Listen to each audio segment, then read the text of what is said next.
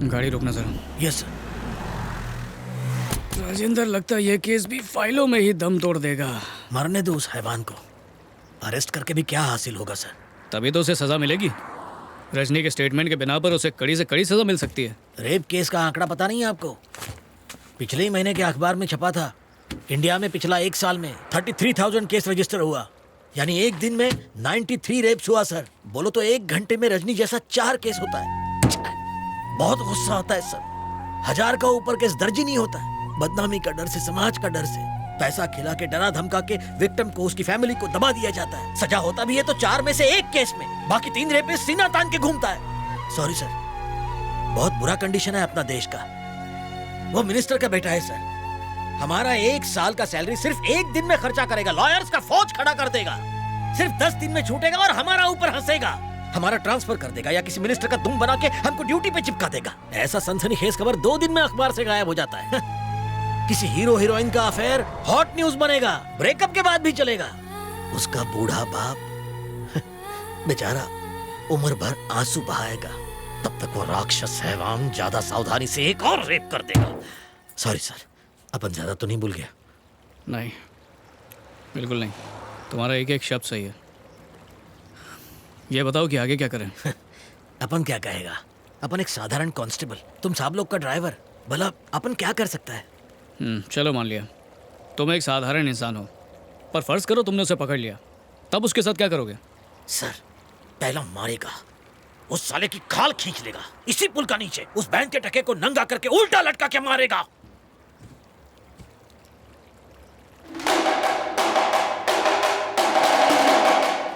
जाके जरा ब्रिज के नीचे देखो। जाओ देखो। सर,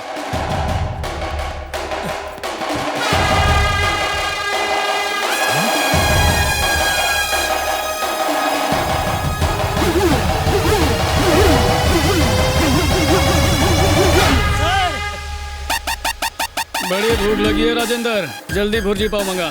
उसके बाप को फोन करके भी तो बुलाना है। शेखर, कुछ मिला? नहीं, एक बार फिर से गोता लगाना होगा। हटिए, चलिए, हटिए, पीछे हटिए। पीछे हटिए, चलिए। अरे, आपसे कहा ना पीछे हटिए। चलो, वहां से हटो पीछे, चलो। चलो सबको।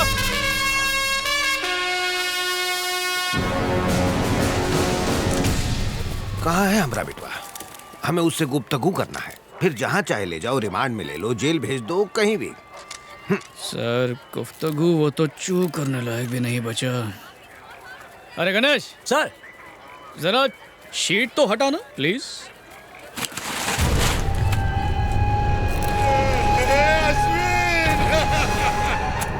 अरे क्या हो गया? डेड बॉडी से दूर रहिए सर। चल भाग, यहाँ से भाग। इस पर आपके साइन चाहिए। लाश को देख के मौत की वजह समझ में आई? ये एक ब्रूटल मर्डर है। इसके फेस को बुरी तरह आयरन रॉड से कुचला गया है और कम से कम 2-3 दिन तक टॉर्चर किया गया है। इतना यकीन से कैसे कह सकती हैं? मैं एक डॉक्टर हूँ। 1 घंटे के जख्म में और 24 घंटे के जख्म में फर्क होता है। जिंदा भी होता तो बच्चा पैदा नहीं कर पाता। आप मेरी बात समझ रहे हैं ना? बेरहमी से मारा। पोस्टमार्टम के बाद ही मैं आपको डिटेल्स बता पाऊंगी। Okay, thank you doctor. Thank you. चलिए। चलो। सॉरी सर, आप जरा यहाँ। यास्मीन उठ रहा, उठ। कौन है? किसने किया है? कुछ कह नहीं सकते। वो जो कोई भी है, उसे इसी जिंदगी में नर्क का मजा ना चखाया तो फिर कहना। माफ करना, पर बेटा तो आपका भी नर्क में ही होगा, क्योंकि वो भी एक फरार मुजरिम था, रेपिस्ट, क्रिमिनल, समाज पे एक धब्बा। उसने जो किया, मेरे ख्याल से नर्क में भी जगह नहीं मिलेगी। वो लड़की का रेप हुआ कौन किया, ये बात का पता तुम 10 घंटा में लगा लिए। अपनी काबिलियत का सबूत दे दिए हो तुम। अब हम तुम्हें 10 घंटा का टाइम देता हूँ। हमरे बेटे के कातिल को ढूंढ के बताओ, तब ही हम तुहार बहादुरी का जौहर मानूंगा। सर, मुजरिम तो कोई भी हो सकता है। पब्लिक में से कोई हो सकता है, या मीडिया में से कोई हो सकता है, या लड़की की माँ, उसका बाप, उसका भाई, वो भाई जो हो सकता है पुलिस ऑफिसर हो। ये भी हो सकता है उसका नाम IPS विजय कुमार हो। आप उसका एक बाल भी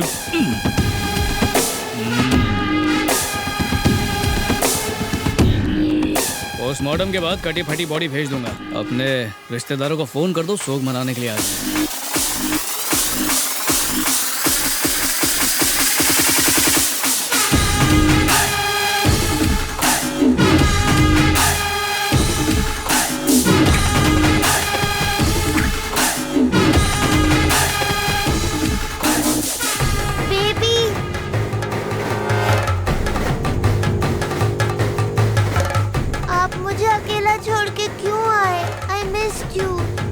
सॉरी बेटा, आइंदा ऐसा कभी नहीं करूंगा।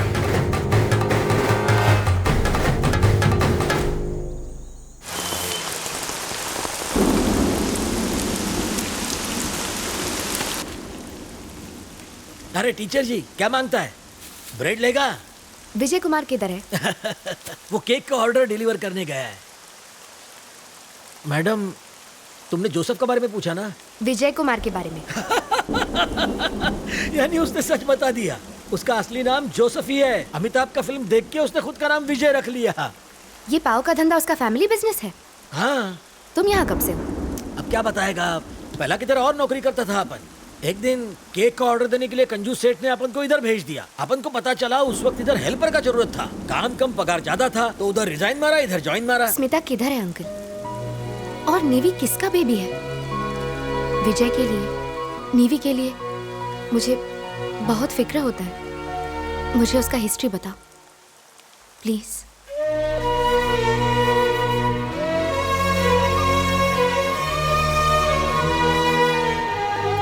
हाय, सॉरी थोड़ा सा लेट हो गया। 1 मिनट रुको। क्या हुआ? अब चलो। ये सब किस लिए? किसी से इम्पोर्टेंट मीटिंग है, मैं बहुत टेंशन में हूँ। पर किससे मिलना? फादर से। चर्च के फादर से? मेरे फादर से। यानी फादर इन लॉ? सही समझे? अरे बाप रे, उसके लिए तैयारी नहीं की मैंने। ये एग्जाम थोड़ी है जिसकी तैयारी करनी है, ढंग से पेश आना बस। अच्छा, उन्हें होश करने के लिए थोड़ा तो आइडिया दो यार। पूरी डिक्शनरी में उन्हें एक ही वर्ड से नफरत है। अच्छा, कौन सा वर्ड? पुलिस। पुलिस? साला डाकू है क्या? वो बुढ़ा मोटा तुम्हारा बाप है क्या? जान ले लूंगी, चुप रहो।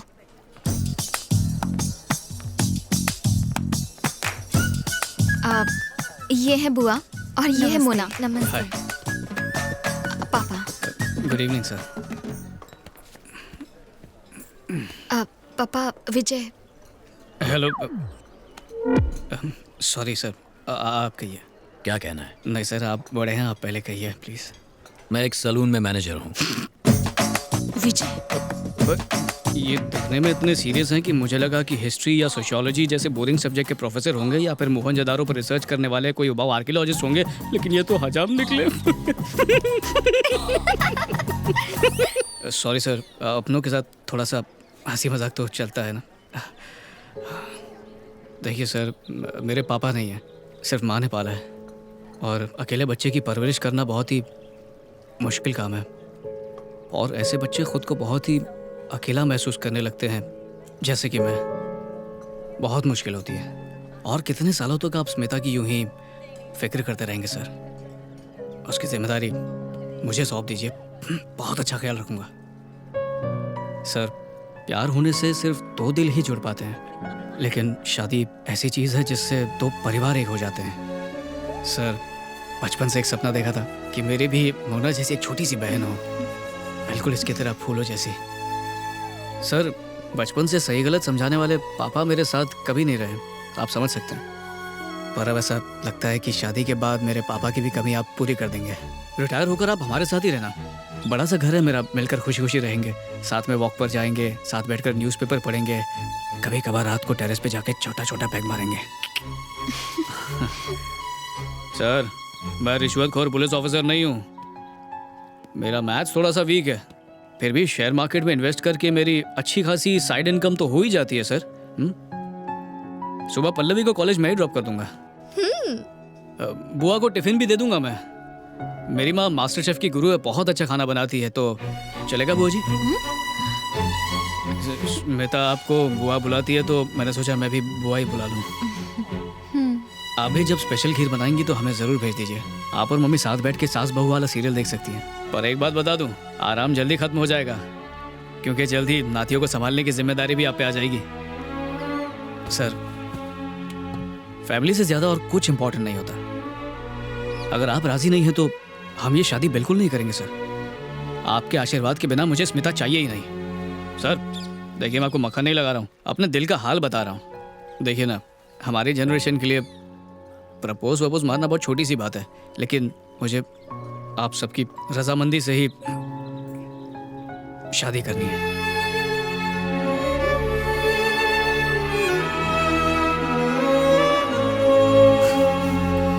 इतना सब कहने के बाद भी शक की नजर से देख रहे हैं। समझ सकता हूँ, मेरे पेशे में बहुत खतरा है ना। इसे सिर्फ ट्रेनिंग में चलाया था, इससे ज्यादा तो मैं दिवाली में पटाखे की बंदूक चलाया हूँ। मैंने तो बंदूक। Thank you sir. अगर आप ये कॉफी पी लेंगे तो मैं समझ जाऊंगा कि आप राजी हैं। प्लीज पापा।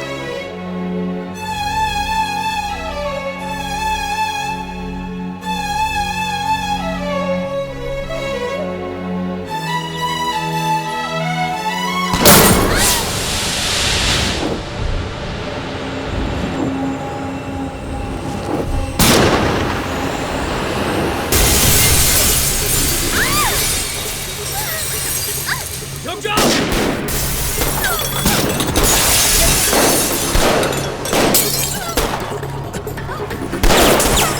सब रुक जाओ!